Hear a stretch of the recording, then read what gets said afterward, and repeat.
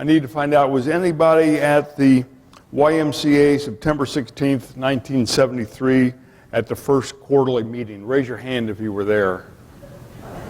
Okay, reason I did that, I didn't want to be accused of being another Richie bringing the same thing back again, you know, so I had to make sure. What I've got tonight, this item was shown at the first quarterly meeting. They called it an opaque Wedgwood shell bowl. But the story, you know, how can a piece of glass have a story to it? The way it started, my friends Dave and Sue Rankin, Vicki and I used to go out on weekends, and we'd run Route 40 over to Columbus and sometimes all the way over to Cambridge. But this particular day, we ran over to Columbus, got off, went into Broad Street. There was a big antique mall there. And as we're going around, and again, this is 1973, we're all green, we haven't seen that much Cambridge, we see this bowl. It is signed, but it had a price kind of to choke you a little bit at that point in time. So we say, hey, that's kind of neat, but we don't really know that much about it, and there might be hundreds of pieces out there like this. So we shop them all, we get back in our car, and we drive off, and the whole time we're talking. Well, really, one of us ought to buy that. Yeah, well, so we stop, we get out, we flip a coin. I won the toss. You know, at that point in time, I didn't really know if I won the toss or not. I got to buy the bowl. But the whole deal was, if I ever went to sell the bowl, I had to sell it at the same price I paid for it to David and Sue. So the only chance I have to make a profit here is to see David wherever. But anyhow, this is my story, and I love the bowl and the story and the people along with it.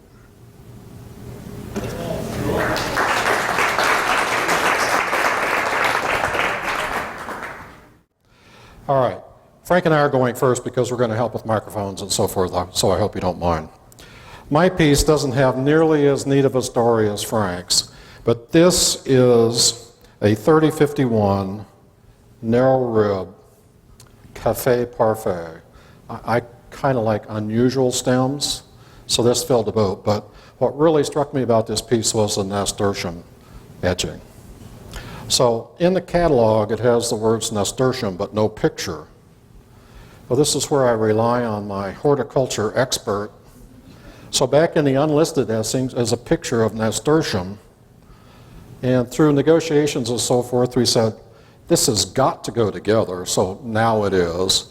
So sometimes knowledge in fields outside of Cambridge helps us put the whole story together.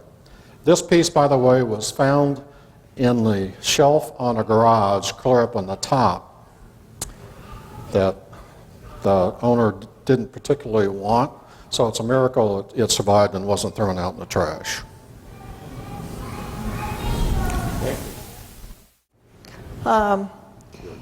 This is a, if I can read Larry's writing, an E779-D/1055, pristine, $14.95, 11.5-inch two-can handle cake.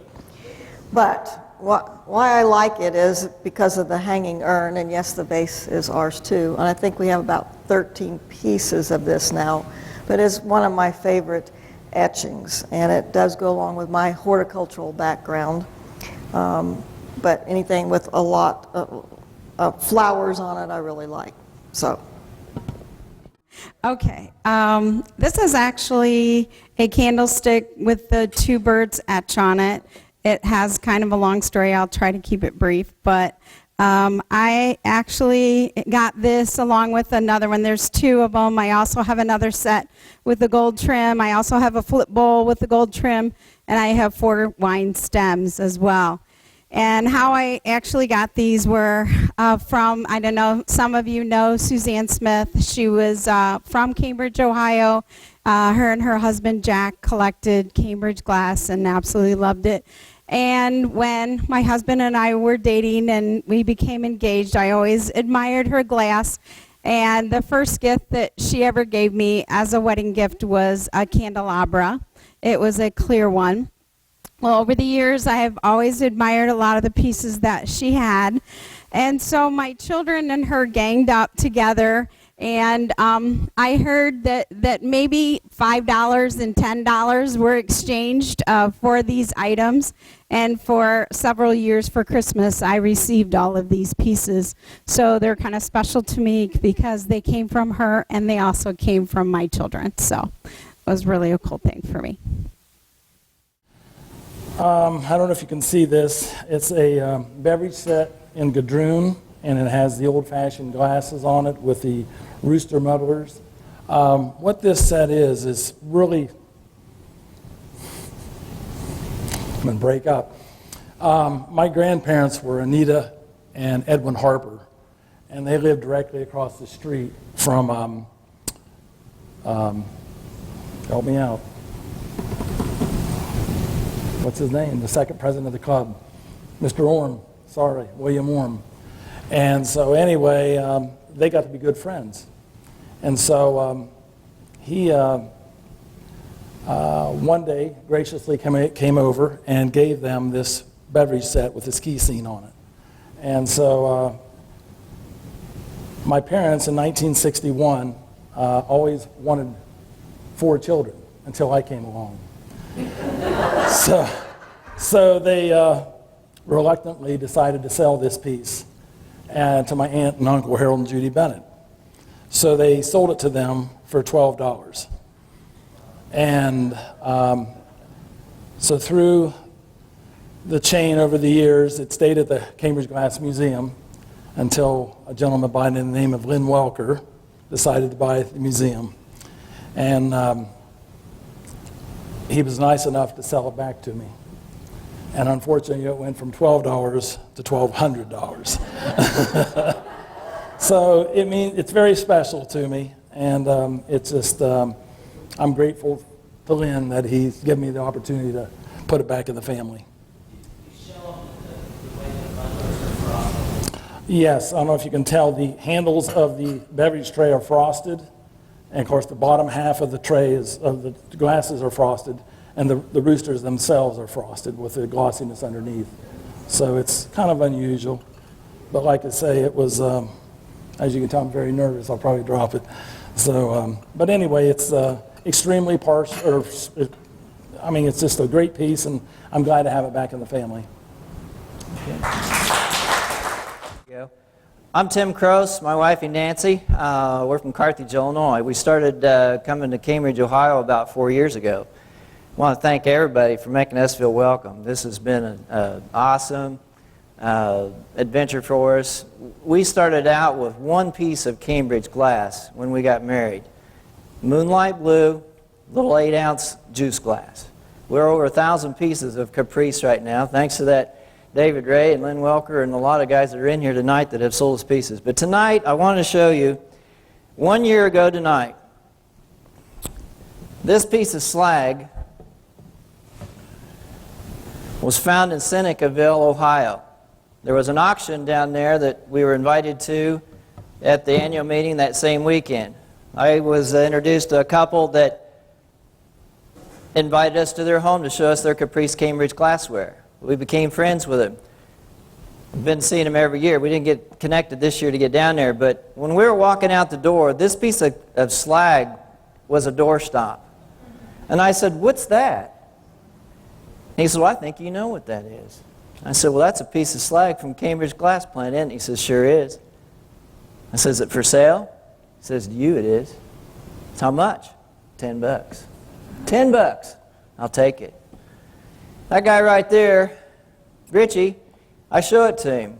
He about wet his pants. I got the idea Richie wanted this worse than I did, and I really wanted to keep it. But here's how the story goes. That picture over here, we were at the Hampton Inn this night a year ago. Richie wanted this awful bad. And I had it sitting on the table, waiting on him to get there. He called and he said, "Where are you at?" And I said, "Well, we're getting ready to go home in the morning." He says, "Well, I got to see you before we leave." All right, come on down. So I had that sitting on the table waiting on him. Richie walks in. He has this double-sided glass prism that I knew he had that from 3 years ago and was trying to buy one of the 6. I didn't care which one. One of those, it didn't matter. I just wanted one of them. Double-sided prism, Cambridge glass on both sides. They even got the gold imprint in it, okay? So, Richie says, we got to make a deal. It's all right. And I came from nowhere, and I hadn't pre-thought this thing. I says, Richie, I says, win, lose, or draw, this is yours. You can just have it. No attachment. I thank you for introducing me to all you people down here at Cambridge, and we felt so welcome. I really appreciate it a lot. Win, lose, or draw, it's yours. You can just have it. His eyes are like, and I says, but if you have something you know that I'd like to have, that you know came out of the same dump, and see how big that is? That's heavy. See how little this thing is? I think that'd be a pretty fair trade. And we got the job done. I own one of the double-sided prisms now. He got the piece of slag, and we're all happy. And thank you for listening to me. This is a little apple blossom relish, 3400/88, and it's very special to me. My mother grew up on an apple farm in Pennsylvania, and in 1933, my parents got married and they received a fabulous collection of Cambridge apple blossom goblets and footed tumblers, console bowl, and candle holders, which I inherited. And when we moved my mother from Massachusetts to California, she claimed the movers confiscated 2 of her footed tumblers. So I always looked for those in antique stores, but I could never find replacements. So about 11 years ago, my California son-in-law gave me this little dish for Christmas. And that's when I discovered eBay, and my collection took off. So that's why it's special to me. I brought a 3116 crystal goblet, cut Lucia. I got it from my parents. This was one of the 2 patterns that my father cut, so I think maybe he cut this one. So that's why it's special to me. I knew she wasn't going to be able to get through that, but when in 2004, I think, and her parents downsized, and so we got some pieces of Cambridge glass, and that was one of them. So she started, of course, she discovered there was an Elaine pattern, and you know all that. So in 2005, at the auction, there were some Elaine pieces, and she says, I'm going to go, because there was a couple of pieces that she wanted to get. I had no idea what was going on. She dragged me along with her. So I'm sitting there in the auction. I have no clue what pieces are worth, what they go for, and this nude royal blue flared comport was up for auction. It was going, and people were bidding back and forth, and I have no idea what possessed me, but I had an involuntary muscle spasm and my hand goes up. No clue what I was paying for, and everybody else, nobody knew who I was, so everybody was so surprised. They were looking, who in the heck is this guy bidding on it? Nobody else bid after that. They were so shocked that my hand went up, so I got it. And so this is my first piece of Cambridge glass. So that's it. Well, I'm from a family of 5 boys. You know, that's what my parents had, the basketball team. My parents had, well, actually my mother, had 1 shelf of a china cabinet that was off limits. My mother was actually born and raised here in Cambridge, met my father in D.C., then moved to Michigan, which is the other part. But my mother only had one shelf of Cambridge glass, which I'm now the keeper of because when my parents passed away, my brothers didn't want to break up what Mom had. So I have all of it, all 16 pieces. She didn't have much, even though she was born and raised here. And my grandmother actually did work at the factory, I believe, for 2 years. But what Mom had was, at least on the shelf, 2 broken Rose Point goblets. I still have them. A chipped chantilly-covered candy dish. Yep. An apple blossom relish broken in half. And this Caprice box with a good chip out of it. Except, on the inside, Helen Loach, 1943. My mother's maiden name. So somewhere, I don't know if this was a graduation gift to her, but it's etched with her maiden name on the inside. So that's special to me. The chip, it's what it is. Well, 2 people, 2 pieces. Well, as I mentioned, my parents had 16 pieces of Cambridge on the one shelf. When we moved to Texas in '84, it's the question, well, what do you get your parents for a Christmas gift? They have everything they need. So, Jeannie and I were out. Actually, here's the receipt. November 6th, Jeannie's birthday, 1988, 2 Rose Point plates, $20 a piece. This is what we got my parents for a Christmas gift with the intention that Mom and Dad use these. And so now they've come back to us. And our house is, well, we have more than 16 pieces. Thank you.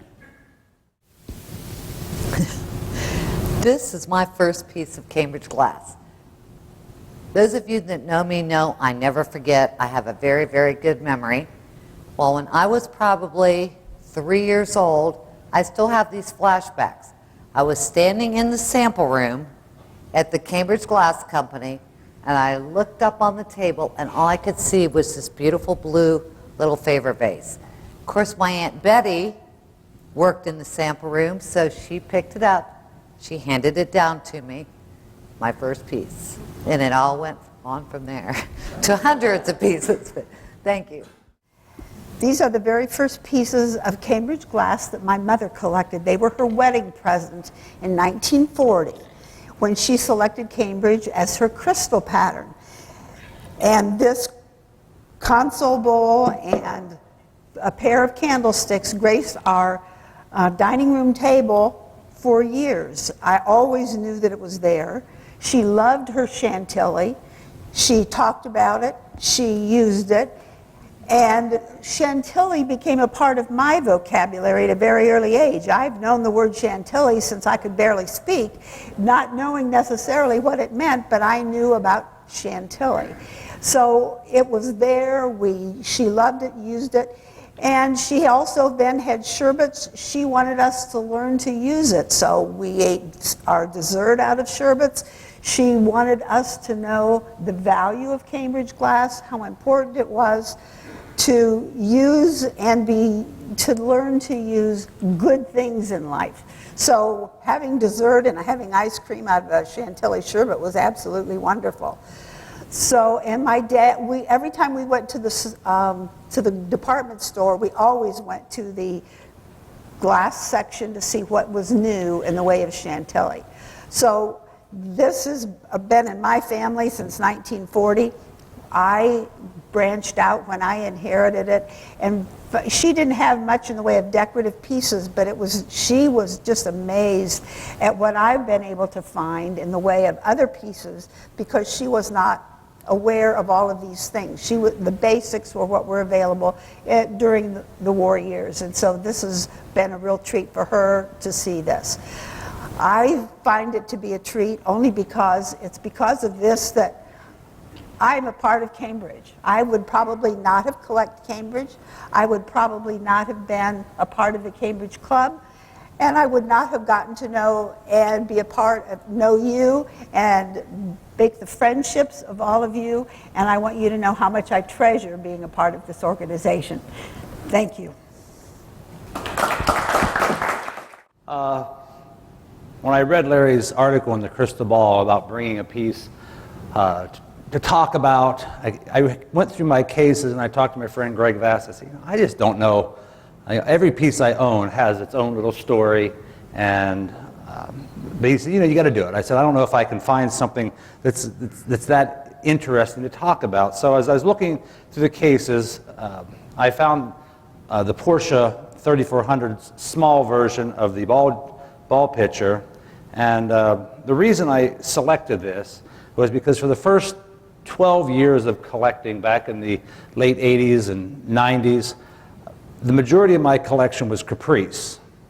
And I liked Moonlight, La Rosa, Crystal was my main collection. My parents had the Moonlight.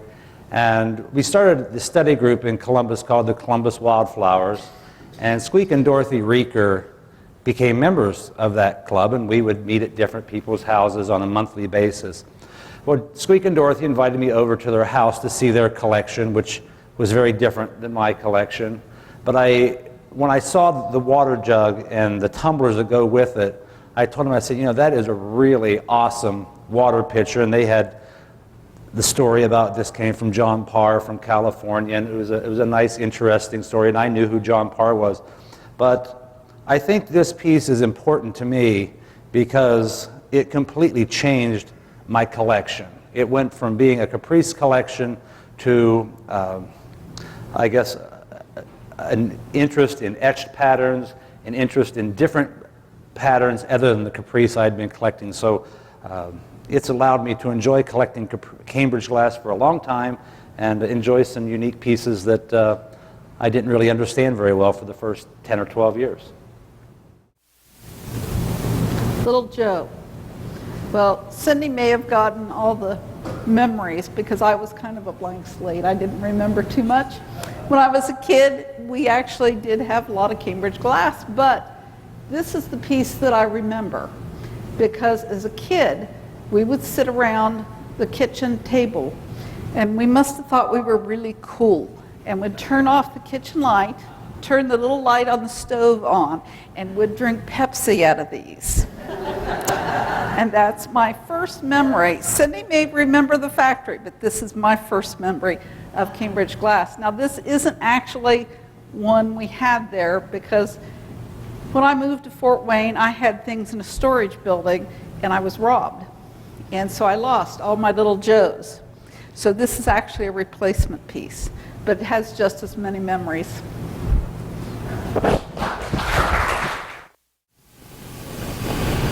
Hi. As I've shared with many of you, I recently moved, so a lot of my memories of special Cambridge glass are packed up. So a lot of memories are in those boxes, and they can't wait to get out of the boxes. But in the meantime, I found something to bring that's is special. Reflecting on what Frank said earlier, some of the most special memories are things you find when you're looking for glass with friends. So I was with Mr. Ray a year or so ago, and I came across this in a mall, and I asked myself two questions. First, does Mike Strebler and Jack Thompson already have a set of 16 of these? That was the first question I asked myself. The second question was, well, what is it? So doing a little research in the Cambridge book, I found the Cambridge stemware book that came out a while back. I saw that the Cambridge Pristine line, which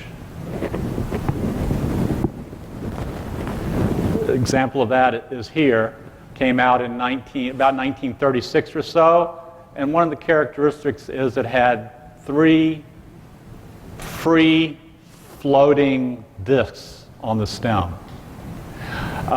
So this line came out, and this etching was on it, and a number of other ones.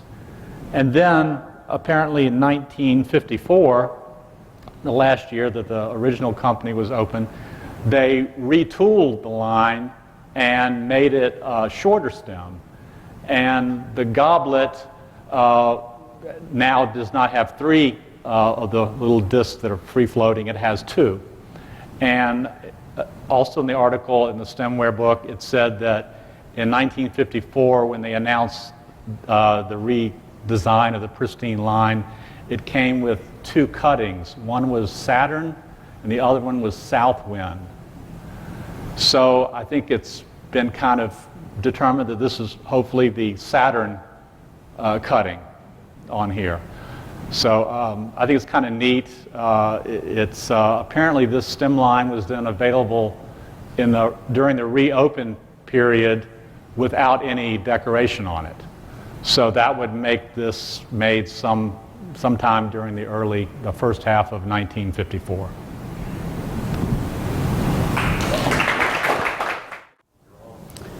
Well, I joined the club, I think, in October of 1990. In fact, the first issue of the Crystal Ball that I got said, Cambridge Glass Plant Building coming down. I'm thinking, oh, great, this is off to a wonderful start. So I didn't do the November meeting that year. I was really a newbie. And my first meeting was the quarterly meeting with the auction at the Shenandoah Inn in the spring. And the Cambridge Cordial Study Group was holding a raffle, and they were raffling this sunset tumbler. So I thought, $5. So I bought 5 tickets. This says keep this coupon, so I've always kept that coupon. But anyway, I'm basking in the fact that I won this raffle, the one and only raffle I've ever won in this club. And Joe Andrejak, I know a lot of you know and remember Joe Andrejak. He had a crazy low member number here almost from the beginning. It's after the meeting, and people are talking and milling around, and he comes up to me and he goes, hey, he goes, how many tickets did you buy in that raffle? And I said, I bought $5 worth. He goes, I'll tell you what I'll do for you. He goes, I will double your money if you sell that to me. I said, oh, really? I said, well, if you would like to put a 0 on the end of your number, then I would be all in. And he's like, who is coaching you? And I said, the NCC color book. And he's like, oh, this isn't going to be easy. And I said, no, it's not, Joe. So he tried almost every quarterly meeting for the next 15 years to double my money. I think he might have offered to triple my money once, but still got it. So here's to you, Joe. What you think you're probably looking at is a set. A pair of the 9.5-inch number 65 Doric column candlesticks in emerald, and the number 432 8.5-inch Ram's Head bowl. Now it looks like a set, but the story goes like this. It was a cold, blustery day in March of 2003 when a young man by the name of Ed Sawicki came over to my booth at the Chantilly, big DC Big Flea in Chantilly. And he had some Cambridge that he wanted to sell me, and the chrome, which is what I mostly dealt with. So he drugged me over to his booth, and we took care of business, and I got a beautiful wine set from him. And then he said, oh, by the way, maybe you'd be interested in this. And I went, what is it? He said, I don't know the numbers, figure it out. He says, but it's yours for $40. Okay, sounded like a good price at the time, so I bought it. And the hunt began. I looked, I searched, scoured. 10 years later, we're set up at Scott's Flea Market in Columbus, Ohio. And the back corner of our booth abuts the back corner of a booth. It happened to be Jack Peacock's. On his shelf sat the bull. I couldn't wait to get over there. I ignored my booth, told Kathy, you take care of everything else, and so I went over and bought the bull. That was a little more than $40. And then the search really began, because I had that. In the meantime, I had picked up 9 other complete sets of bowls and candlesticks. That's what I collect. But the other candlestick remained at large until June. And then a gentleman that you may know, maybe you don't know, David Ray, grinned at me when I asked him, have you finally found my candlesticks? And he looked at me and said, yes. And he'd said no, I don't know how many times before that. So I went running over to his booth in the midst of setting up for the convention show, and his back was turned, so I took them. They were mine, come on now. But I did not bring it. But if somebody's interested in a single emerald 9.5-inch Doric version 2 candlestick, I have one. What makes it so special was not just the hunt, but what everybody else has alluded to, the people that I've met along the way. Now, you folks here in the club, the shows, we keep running into people in the strangest places.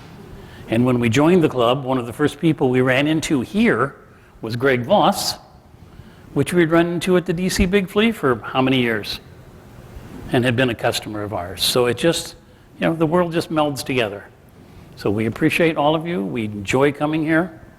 And now I find out that there is Carrera out there somewhere. So if anybody's looking and finds Carrera, let me know. Thank you. Thank you. I have this wonderful Rose Point plate. It was my first piece of Cambridge glass, and I inherited it from Jeff's great aunt, Edith Scott. And she may have gotten this for a wedding present. I don't know for sure, but I would like to think that she did. But this poor plate has survived an almost disastrous end, although it did survive. Joe and I were doing some work on the house, and we were doing some siding, and I had this plate up on a shelf, and I also had a big Everglades plate up on the shelf as well. And as we were pounding and hammering, all of a sudden I heard a crash. Never thinking about my plates that were up on this shelf. Well, to make a long story short, the Everglades plate came off. It hit my tile floor perpendicular, exactly perpendicular. It did not crack, but the floor did.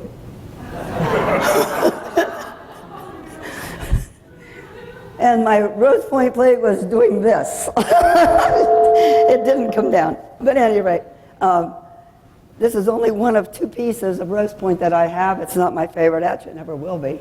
It's pretty, and I'm glad that there are people who enjoy it. The other thing I have is one small cruet in Rose Point that I paid $6 for a long time ago in Pennsylvania. This plate was free, so my Rose Point collection amounts to $6. But it's beautiful. Thank you. Before I talk about this, I wanted to talk about this. I thought sure Cindy would bring one of these. The first time I met Cindy, we were at Mike and Cindy's house, and Mary Martha was there, and she brought a bunch of these out, and she said, these are my milk glasses. When I was a kid, we drank milk out of these. So I thought Cindy would bring one of those out. Pretty cool. Well, this is my favorite piece. It's a royal blue flared nude compote with Rockwell silver overlay on it.